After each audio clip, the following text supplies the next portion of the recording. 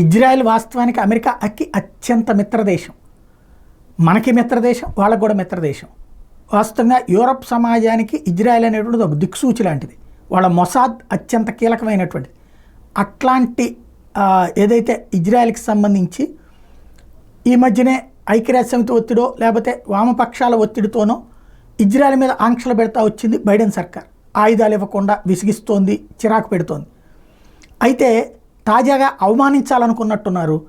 Netanyahu Israel ప్రధానమంత్రి America వస్తే పట్టించుకోవాలి, రిసీవ్ చేసుకోవాలి. సాధారణంగా ఒక ఫార్ములా ఏంటంటే వైస్ ప్రెసిడెంటు లేదా విదేశాంగ మంత్రి వెళ్ళి రిసీవ్ చేసుకోవాలి. ఇద్దరూ అటెండ్ కాలేదు.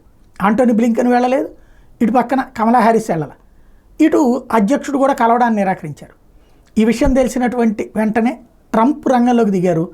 ఇజ్రాయెల్ ప్రధానమంత్రితో నేను భేటీ అవుతానన్నారు. ఇజ్రాయెల్కి పూర్తి సపోర్ట్ చేస్తానని ప్రకటించారు.